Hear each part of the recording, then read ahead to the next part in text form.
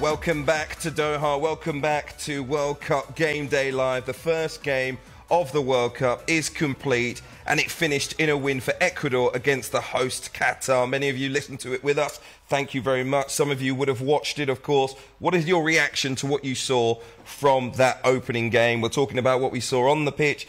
We're talking about some of the stories off the pitch as well this hour. I am Hugh Woozencroft, alongside the former Wales striker Dean Saunders. And listen, there is plenty off the pitch to discuss as well. Many of you would have heard Gianni Infantino before the game, the FIFA president, giving an address inside the stadium just at the end of that opening ceremony, wanting to get things underway. He flip-flopped once again on whether he thinks politics should be involved in football, which was quite interesting. He said football can unite the world. Of course, he gave that extraordinary press conference the other day, which he has received so much criticism for, where he said, I feel like a migrant worker, I feel African. For example, he said, I feel gay, and he received huge criticism.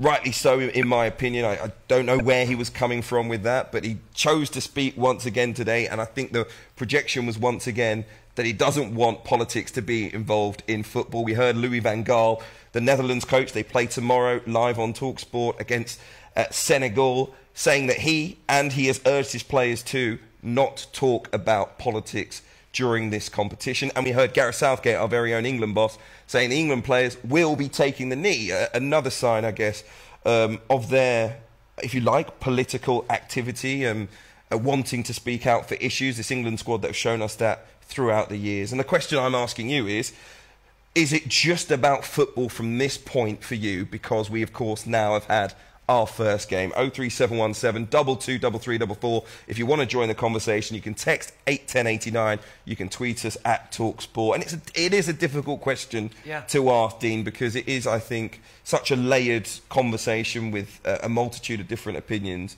Do you have a strong one on it?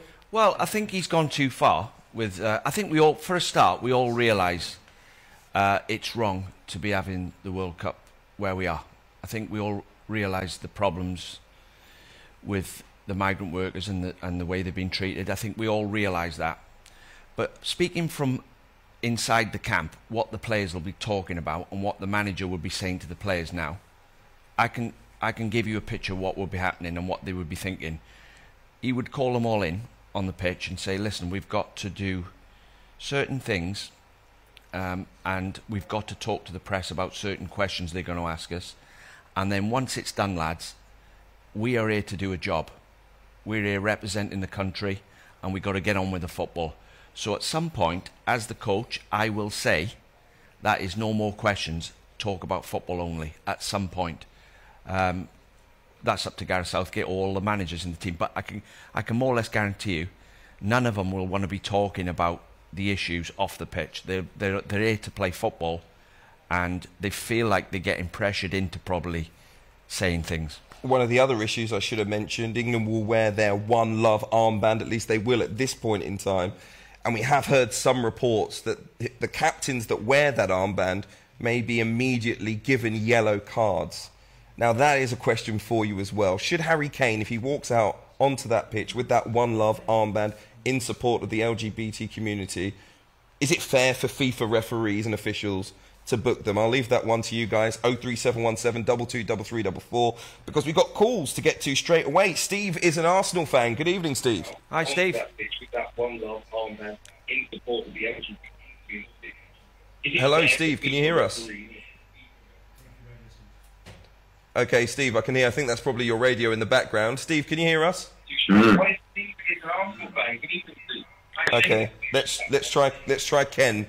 Let's see if we can get Ken. Ken, good evening, West Ham supporter. Ken's dropped off. Okay, and now we don't have Ken, so I can now ask you that question, Dean Saunders, and we'll try and get our callers back this evening.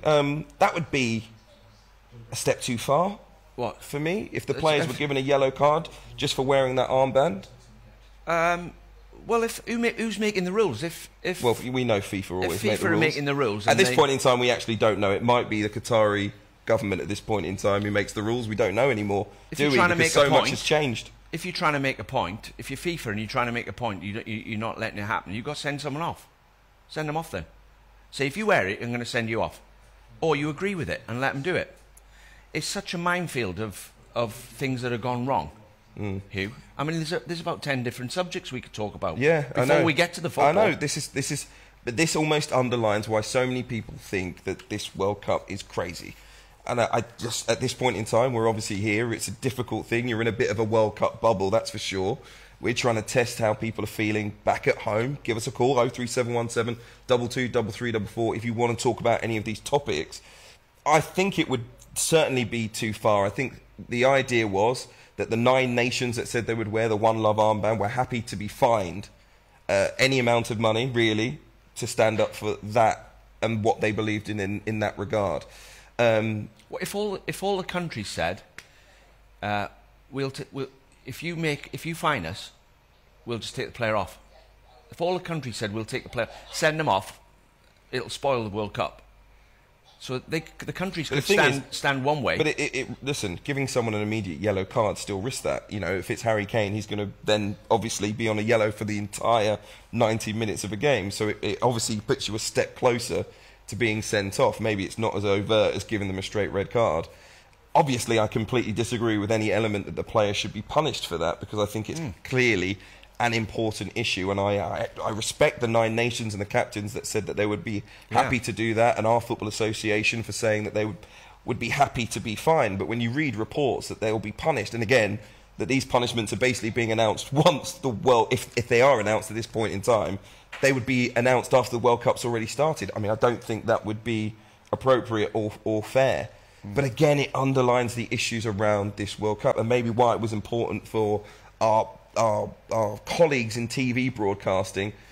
As many people saw, instead of the opening ceremony, a deep discussion, a huge, I think, desire to explain what is happening around some of the off-field issues at this World Cup.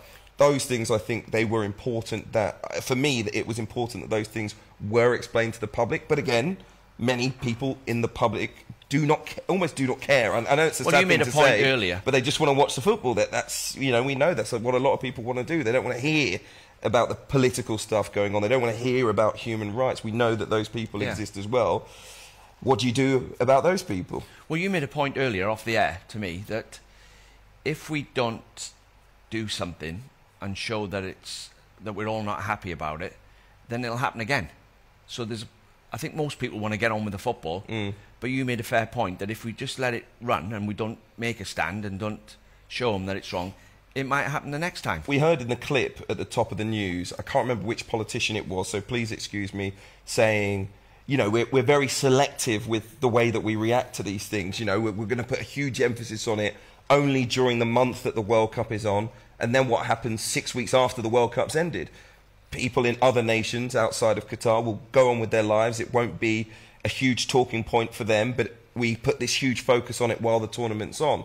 But for me, even if it is for a short period of time, I think it is massively important to raise those issues so that we all, whether or not we talk about them in such a huge way and overt manner 6 weeks after the World Cup or not, people will leave this World Cup with a deeper understanding of the issues that exist.